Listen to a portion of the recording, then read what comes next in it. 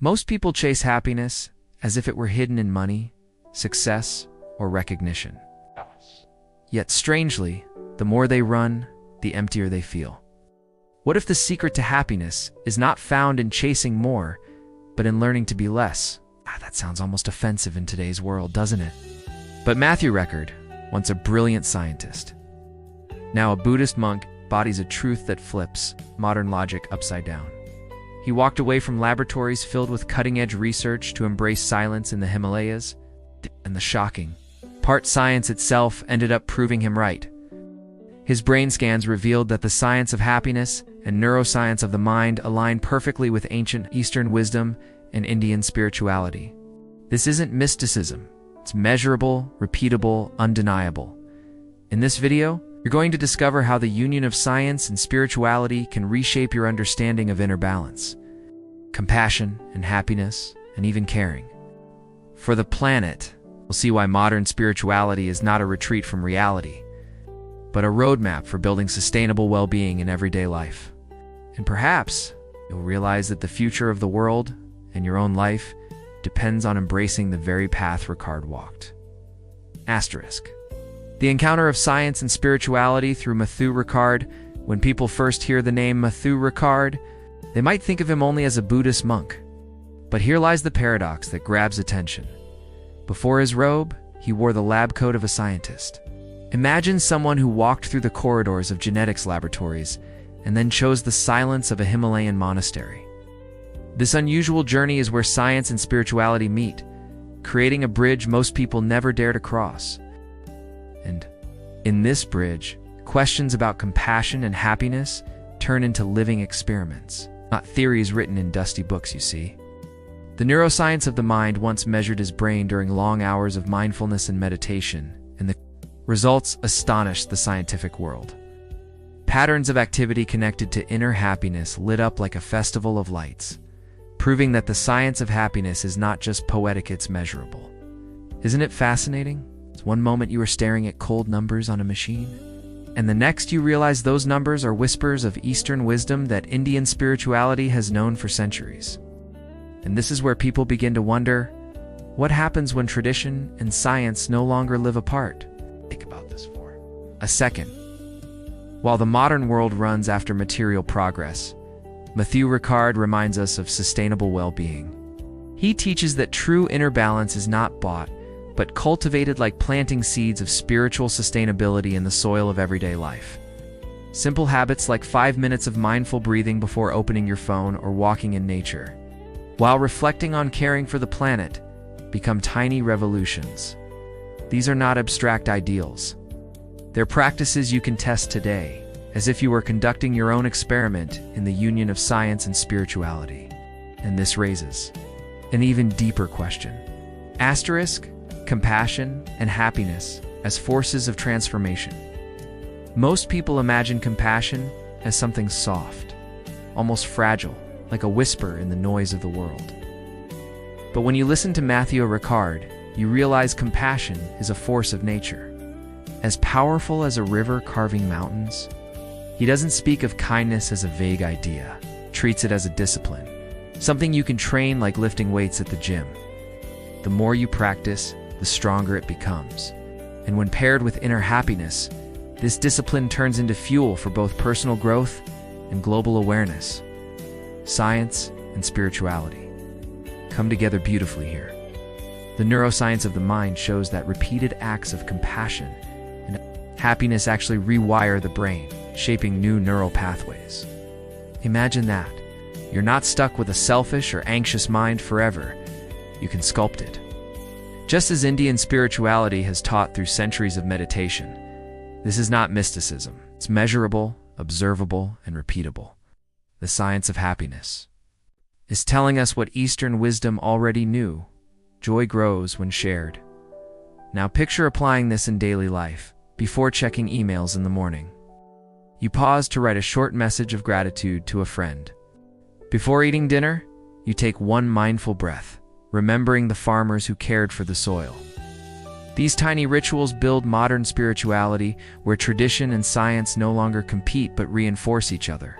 The reward? Sustainable well-being? that nourishes not only you, but everyone around you.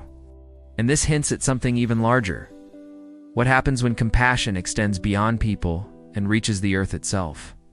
Ecological awareness and caring for the planet. When Matthieu Ricard speaks of happiness, he doesn't separate it from the soil beneath our feet or the air we breathe. A true Buddhist monk understands that caring for the planet is not an optional act of charity. It's the extension of compassion itself. How can one claim inner happiness while living on a dying earth? Here the union of science and spirituality becomes urgent because every plastic bottle, every tree cut down is not only an ecological issue, but also a spiritual wound. Modern research confirms this. The neuroscience of the mind reveals that time spent in nature reduces stress, boosts creativity, and deepens mindfulness and meditation. The science of happiness literally points us back to the forests, rivers, and mountains as medicine for the soul. And this is why Eastern wisdom always spoke of harmony with nature. Indian spirituality never drew a line between the sacred and the ecological. Both were part of spiritual sustainability. Isn't it curious that science now circles back to this ancient truth? Think about your own daily choices: carrying a reusable bottle, planting a single tree, or even walking instead of driving for short distances. Small actions, yes, but they echo through the invisible fabric of global awareness. This is sustainable well-being in practice, not only protecting ecosystems, but also protecting your own mental peace. As Matthieu Ricard often shows, these choices are not sacrifices. They are investments in modern spirituality where tradition and science dance together. But here's the real puzzle. If our happiness depends on the Earth's survival, what does that say about the way we design our lives and societies? Tradition and science in dialogue for centuries. Tradition and science were seen as rivals. One spoke through rituals, the other through equations. But Matthieu Ricard, living as both a Buddhist monk and a former scientist, shows that this is a false separation. When he explains the neuroscience of the mind alongside the discipline of mindfulness and meditation, he demonstrates that the union of science and spirituality is not only possible, it is necessary. The old and the new, the East and the West, suddenly sit at the same table. Consider how Eastern wisdom spoke for millennia about inner balance. The idea that emotions could be trained was once dismissed as mysticism.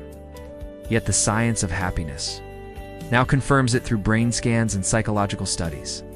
Indian spirituality has always insisted that the mind is a garden to be cultivated, and neuroscience now provides the tools to watch that garden bloom in real time. This is modern spirituality, where tradition and science don't cancel each other, they validate each other. And what does this mean for daily life? It means that practices once reserved for monks like mindful breathing or compassionate reflection are now taught in corporate offices, schools, even hospitals. Sustainable well-being is no longer just a spiritual luxury. It's a necessity for survival in a chaotic world. The philosophy of compassion becomes a strategy for leadership, and caring for the planet becomes a business model. At the deeper mystery remains. If these two worlds can finally speak the same language, what new horizons of wisdom and practice might they unlock? Global awareness and the future of spiritual sustainability. When you step back and look at the bigger picture, you realize that global awareness is no longer optional survival. Matthieu Ricard teaches that compassion and happiness are not private luxuries. They are global currencies that shape societies. A Buddhist monk living in the Himalayas might seem far from our urban struggles, yet his words echo in boardrooms, classrooms, and families worldwide. The union of science and spirituality he represents offers a vision where every choice, from what we eat to how we work, feeds into a larger system of spiritual sustainability. Think about the ripple effect of your actions. A mindful breath at dawn, a decision to recycle, or a compassionate response to a stranger, all of these feed into sustainable well-being. The neuroscience of the mind shows how repeated habits build pathways that sustain inner happiness, while Eastern wisdom insists that true freedom is impossible without inner balance. Indian spirituality has always urged this integration, personal peace and planetary health as two sides of the same coin. And now, modern spirituality translates that wisdom into daily practice. This is the future. A world where caring for the planet is not a political slogan, but a daily ritual. As natural as brushing your teeth, where the science of happiness guides. Education and the philosophy of compassion shapes economics. Where tradition and science, finally reconciled, build not only smarter societies, but kinder ones. Yet the real question lingers. If this path is open before us, what prevents us from fully stepping into its hand? What hidden force might finally push humanity across that threshold? Matthieu Ricard's journey reminds us that happiness is not a coincidence, but a daily practice of compassion, presence, and care for the planet. He shows us that science can engage with spirituality, and that awareness can transform into action for a more just and sustainable world. Now, the question is, how can you bring these teachings into your life? Perhaps by setting aside a few minutes for meditation, choosing acts of kindness, or rethinking your habits toward nature. The important thing is to take the first step. If this message touched you, leave a comment. What small act of compassion will you practice today? Your answer may inspire others in the community. And if you want to continue this journey of wisdom, spirituality, and science, subscribe to the channel and turn on notifications. That way, you won't miss any upcoming content that can transform your way of living and perceiving the world. Because, as Matthieu Ricard teaches us, true happiness blossoms when we cultivate our mind and heart in harmony with all beings.